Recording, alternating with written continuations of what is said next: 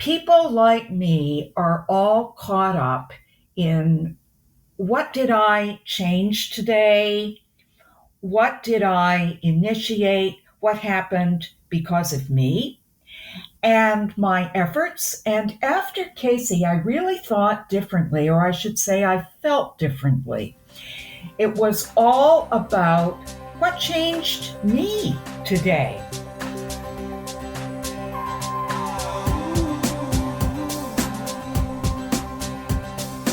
Welcome to Zestful Aging Podcast, where I speak with change makers from all over the world, from every walk of life, who will inspire you to live with zest.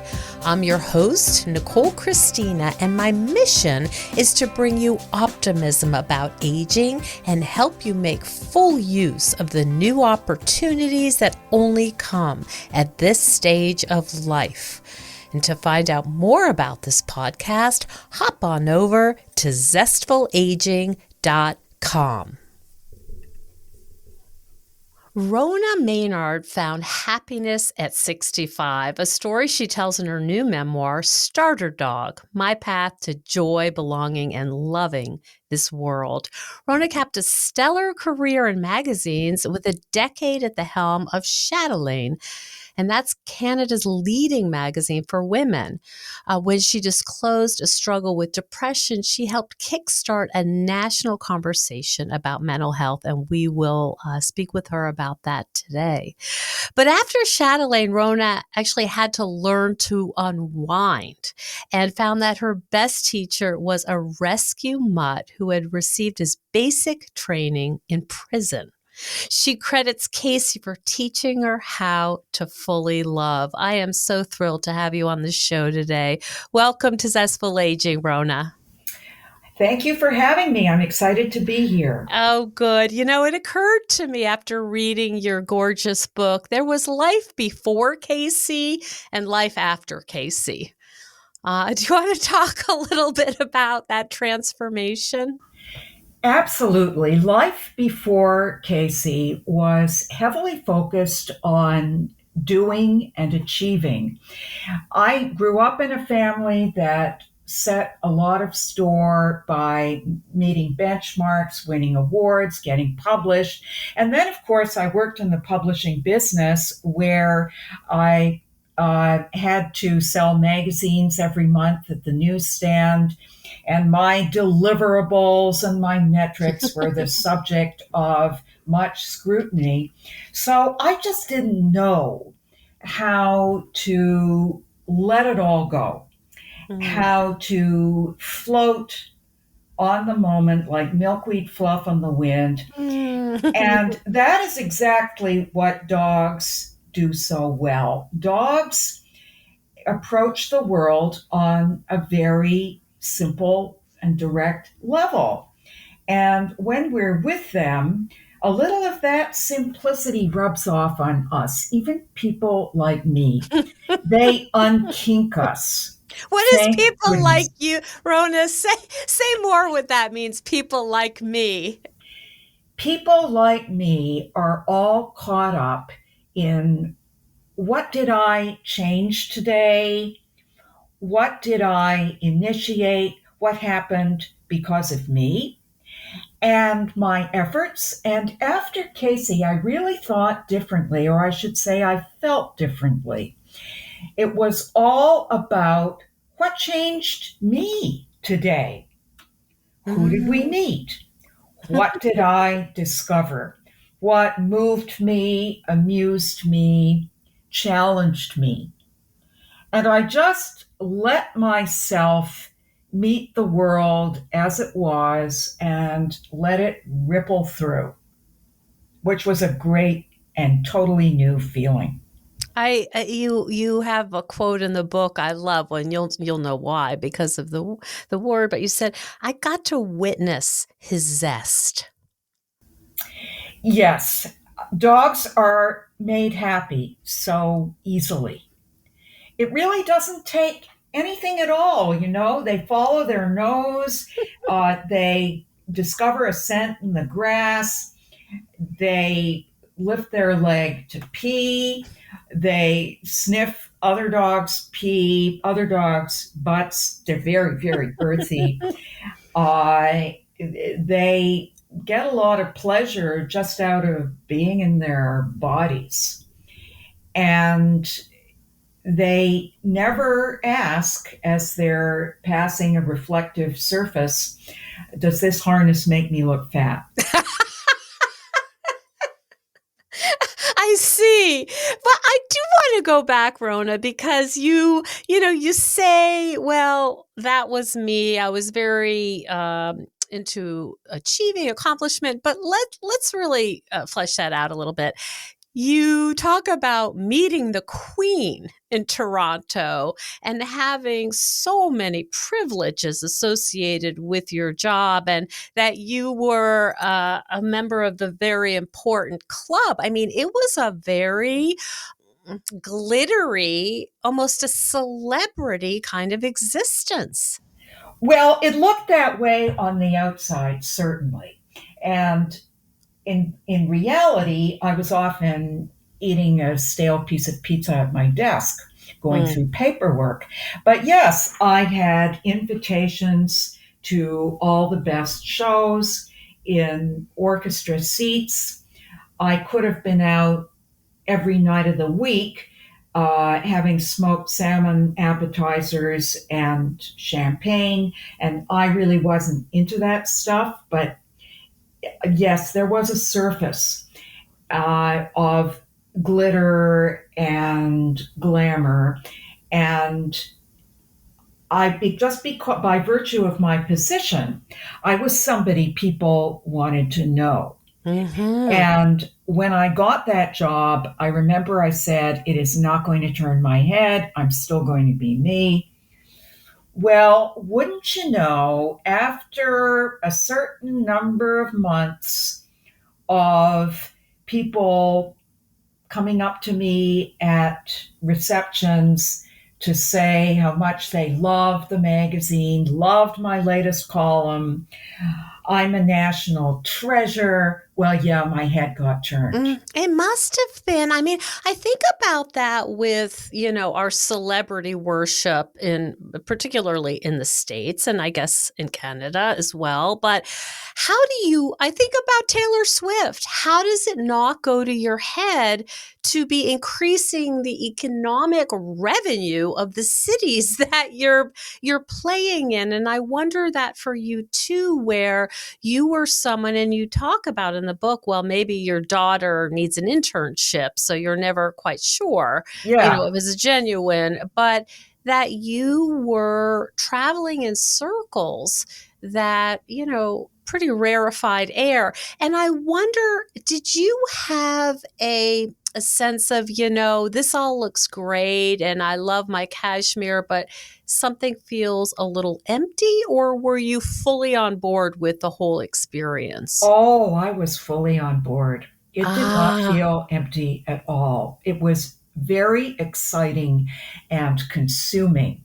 mm, But what excited and consumed me was not going to dinner with 700 other local worthies with the Queen.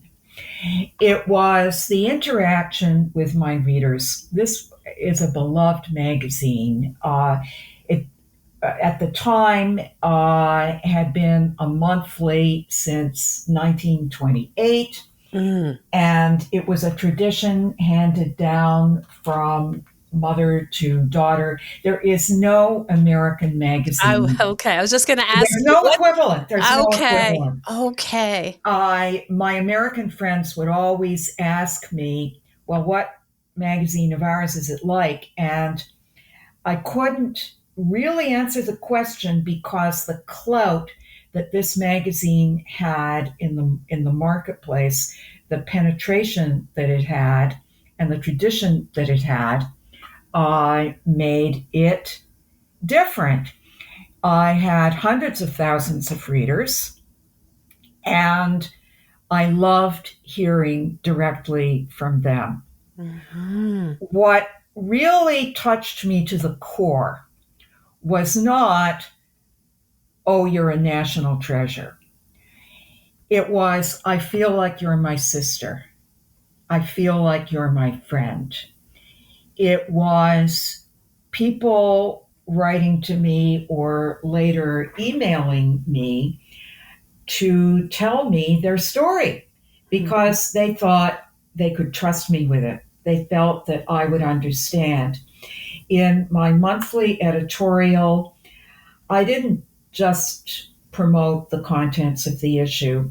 I wrote about my life as a woman in these times. I wrote about what perplexed me, what delighted me. And after taking a very deep breath, I think it was in 1997 maybe, I wrote a column in which I disclosed my experience with depression. Mhm. I had suffered from chronic depression for many, many years.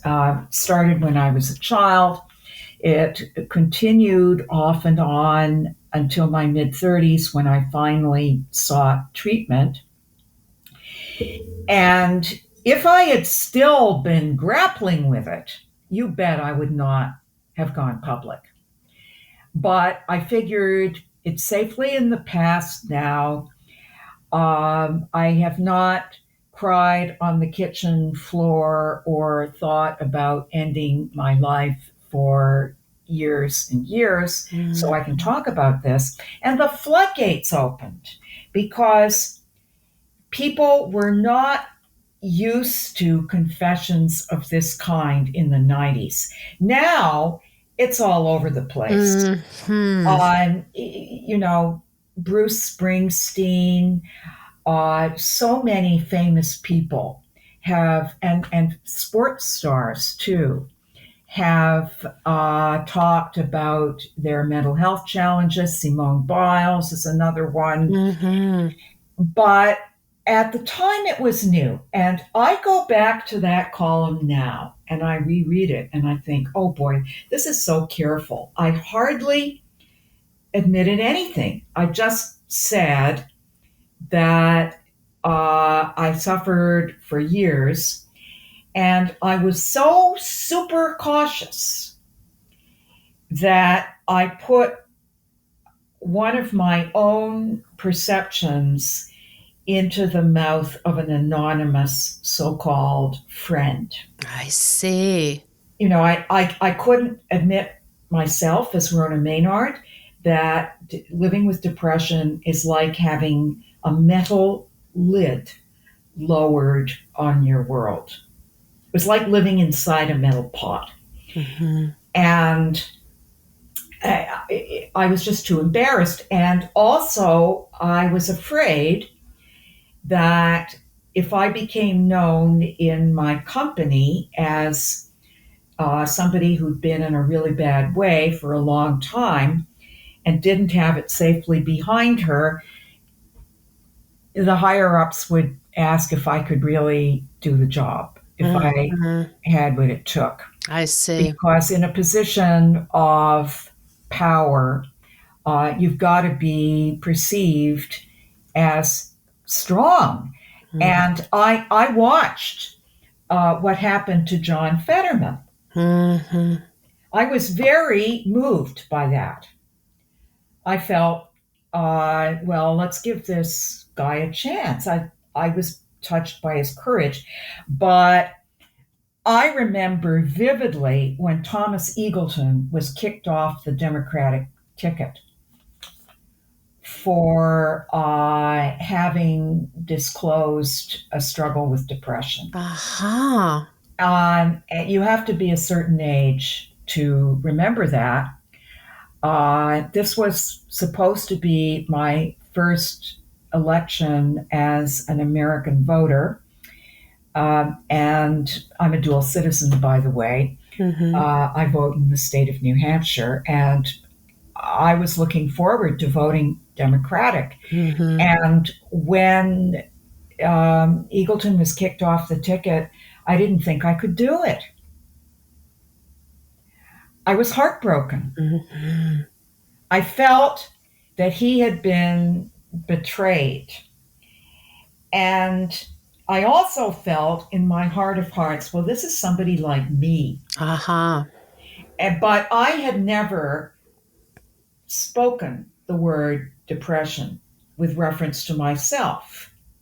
I had pretty chronic low mood, and I had some prolonged periods of hopelessness. But in my family, we did not talk about these things. My father was an alcoholic. We never talked about that Mm-hmm. either. If we said the word alcoholic, we were referring to a Skid Row drunk or Richard Burton. Not somebody who was a man of letters. That's right. My dad was Mm-hmm. a professor, and he went to his office at the University of New Hampshire every day wearing an ascot, looking pulled together. And it was well known in the town that Max Maynard had a drinking problem, as they said in those days. But we were not supposed to mention it ever. Mm-hmm. It's interesting you talking about this disclosure because your book, Starter Dog, is just as much about you, or maybe even more about you, and how Casey, your rescue dog, helps transform your entire worldview. And it is very personal. And the thing that I think part of what is so lovable about it is your humility in talking about, like, you have a sharp edge. And there was an interaction with a gentleman when you were out dog walking that you wish you could have done in a more generous, gracious way. I believe it involved a water bottle, if I'm not Yes, mistaken. yes. And real and sort of a real clear look at, wow, there's parts of, you talk about kindness wasn't really important, a value that was I cultivated in wasn't the taught family. it, no. Yeah. And how you're very open about what you see are your flaws and how you wish in some ways you could be a better human. Yes, I hold myself to account in the book. Mm-hmm. You do, yes. I see that I am opening up, and I'm delighted by that, but I also see that the process isn't finished, and I am still clinging to some of my old ways. And the story you mentioned about the water bottle, I really gets to me because this was a homeless man who was cleaning up the park in which he had been sleeping rough.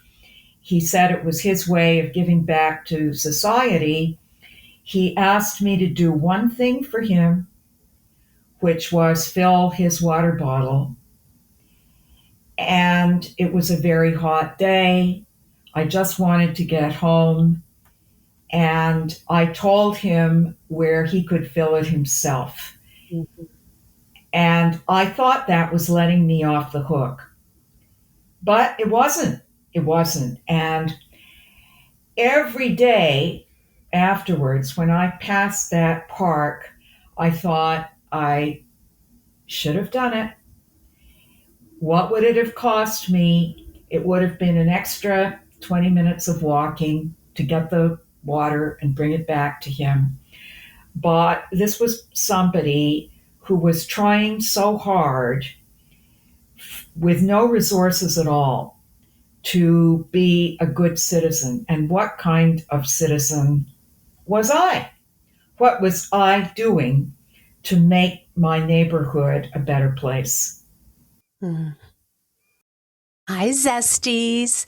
Hey, if you're enjoying this episode, I would so appreciate if you would share with just one person, like a family member or a friend who would enjoy and benefit from Zestful Aging Podcast. Thank you so much.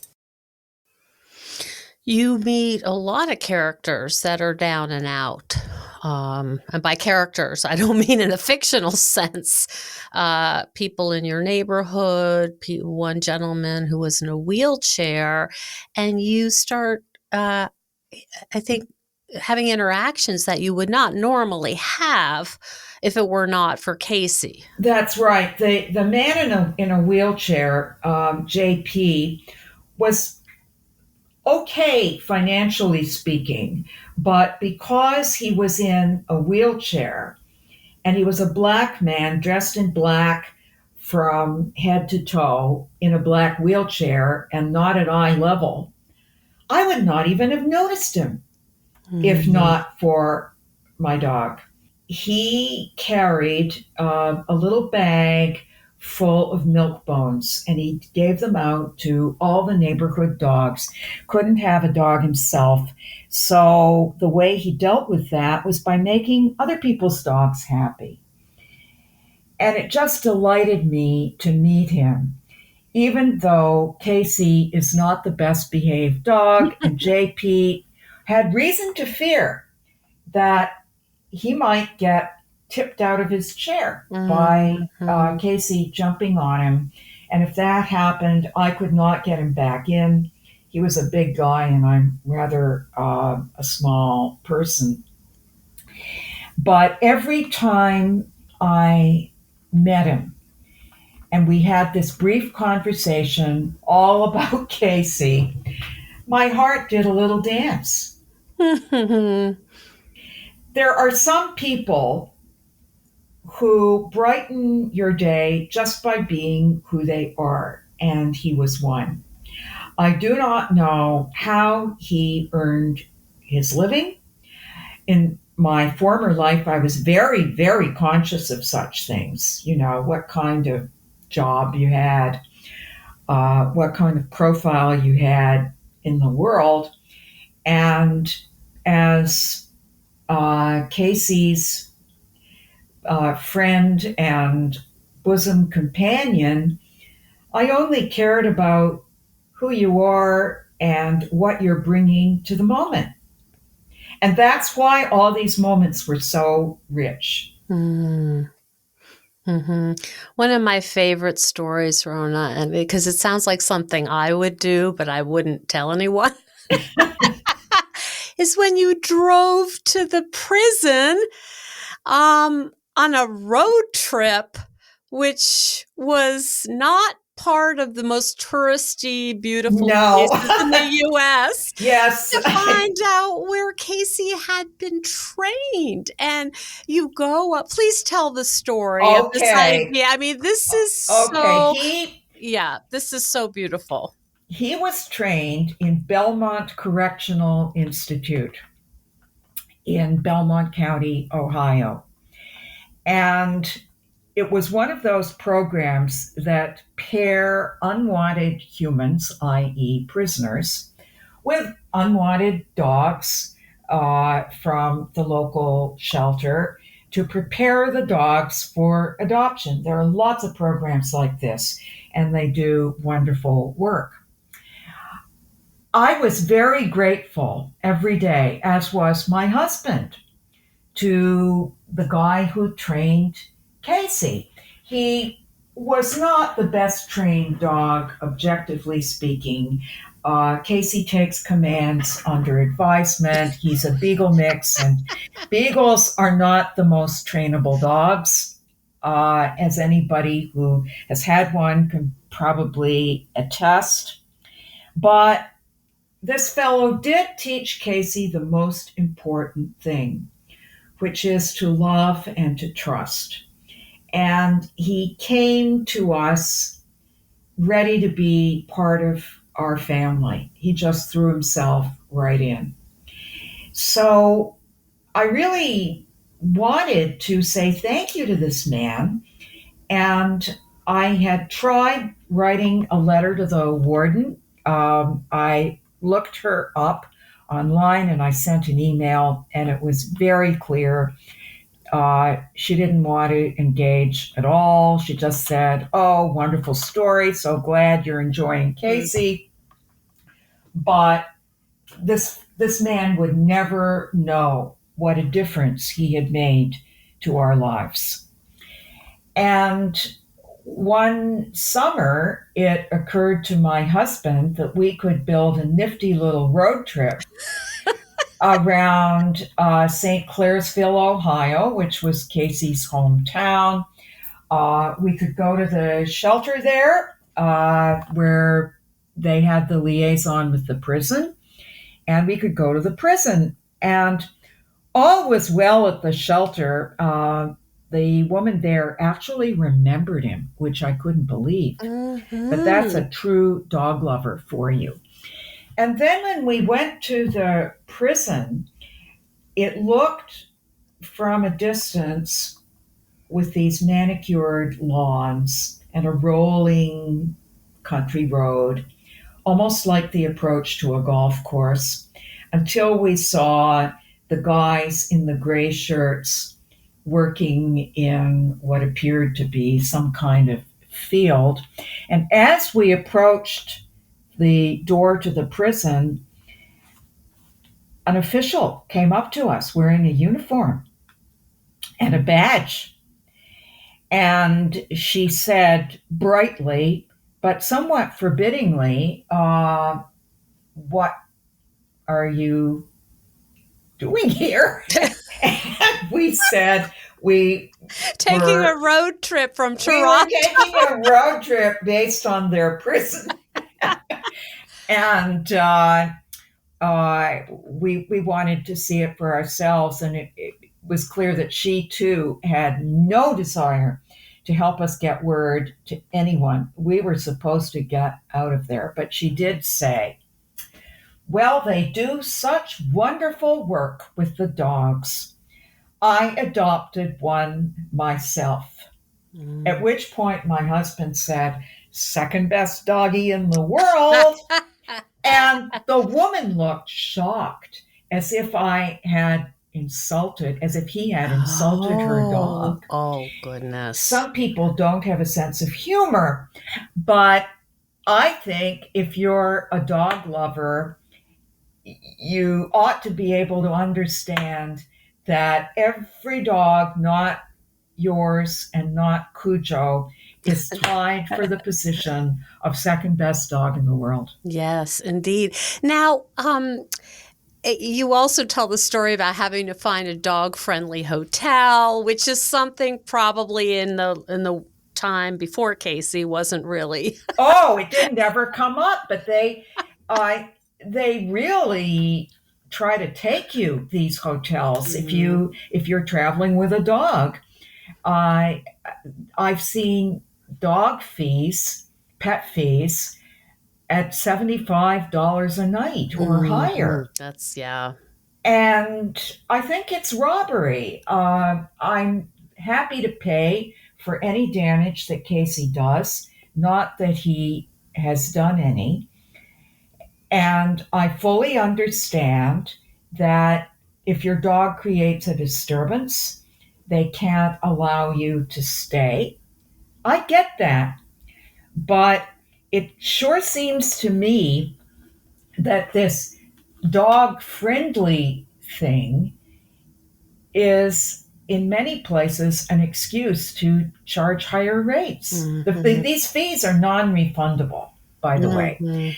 A very few hotels charge either no dog fee or a very modest one, $15 a night, $25 a night. $25 a night, I think, is fair, but I don't like paying more than that. Mm-hmm. You know, a lot of the people who are listening are people who are thinking about retirement. They may be retired. They may be retirement age with no intention of retiring, but they, might be considering getting a dog. Some of them have never had dogs. Go for it. Go for it. Do you think that this particular time in life, this stage where you're transitioning into perhaps a big career and maybe you're simplifying your life, things are changing. what would you say to people who are considering getting a dog? I'm so glad you asked that question because this stage of life, the later years, is in fact arguably the best time for a dog. You have time and life experience and love to give. And you are not tied down anymore by the constraints of your career. So you are free to really enjoy your dog, and your dog will give a shape and a purpose to your day. You know, when you leave a job and it's been jam packed with meetings and commitments, and the sales conference and client meetings and goodness knows what all else, and you retire, well, suddenly the day has no shape. Mm-hmm. And you're just floating in it. But a dog needs to go out every day to walk. A dog will get you meeting people, and you'll know all your neighbors. Plus, dogs keep you healthy. And there is a lot of evidence for this. It has been studied. Older people with dogs have better mental health. They go to the doctor less often, and they're just more resilient physically Mm-hmm. and mentally. But that said, if I had it to do over, I would pick a smaller dog. I think Mm. that after a certain age, when you are concerned about falling, you're wise to get a smaller dog if you can, and make sure that dog is really well trained. Oh. Because there are dog injuries. It is not uncommon. I was knocked over by Casey only once. He saw a giant inflatable ghost and it scared him. He reared up and he pulled me Oh. flat on my face. Oh.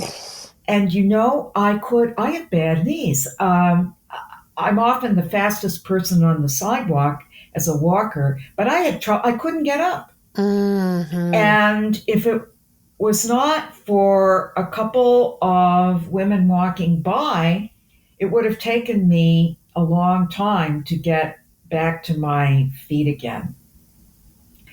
So keep this in mind.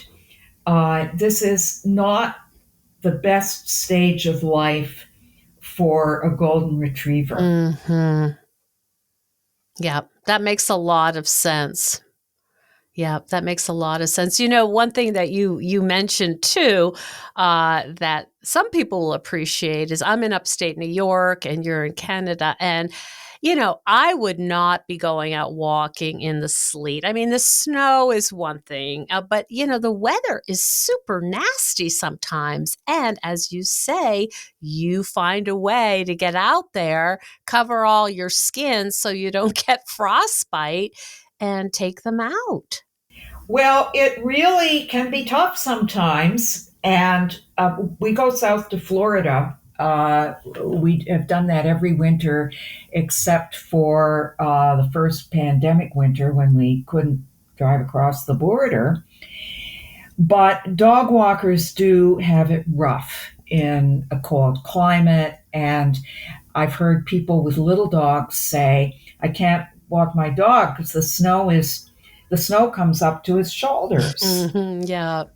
And people in icy weather have to walk with cleats on their boots. You need Yeah. all this winter gear. If you don't have a dog and the weather's nasty, well, you can just hunker down Yeah. indoors and get your groceries delivered. But you do Curl up not, in front of the fireplace and yes, read. watch Netflix. You do not have this option if you have a dog. Casey has ways to let us know when he has had enough. He will just drop his haunches, or he'll pull toward home. Mm-hmm. He does not like sleet any better than I do. Mm-hmm. He'll do his business and then he'll say, "That's it." Mm-hmm. Yeah. Yeah. And it's his walk after all. Mm. Rona, this was such a gorgeous book. I was really sad when it was over. Oh, thank you. I mean, there's a lot of dog books out there, as you well know, but this is just a whole nother level of tenderness. It was just such an absolute delight. And in fact, this evening when I get together with my tennis crew, I am bringing it to start to pass it around. I wanted to hold on to it. Oh, let them buy their own copy. Or at least take it out of the library. Okay. Fair enough. You know, pass along readership is a sign of love, but maybe they want to annotate their copy. I will suggest that. Certainly suggest that, and of course, I will make sure they listen to this interview. Where can people find out more about you, Rona, and this book? Well, the book is called Starter Dog: My Path to Joy, Belonging, and Loving This World. Come to my website, ronamaynard.com, and you can learn all about it. You can buy it wherever books are sold, and any bookstore will order it for you. And you have quite a following on Facebook, I am recalling. I do. I Yes. have over 4,000 followers there. Wow. And so what is it Rona Maynard? Is that just Rona Maynard? My posts are public. There's okay. A lot of stories about my life and my travels. Mm-hmm. And I'm not a celebrity. Definitely not. I'm just somebody who knows how to tell a story and knows how to find that connection point between my life and your life. Mm-hmm. That's a pretty important skill. It was such a delight speaking. You're a celebrity to me, I will say that. Thank you. And it was such a delight speaking with you. I so much appreciate your time, and please give a nice pat on the head to Casey. I sure will. Thank you so much for joining us on Zestful Aging. If you like the podcast, please share it with some of your friends. Our theme song is All I Did Was Wait for You by Kjartan Abel. Visit Kjartan-Abel, that's KJARTAN-Abel, ABEL.com to hear more of Kjartan's work. And our technical director is Stephen Litweiler. Hello, Zesties.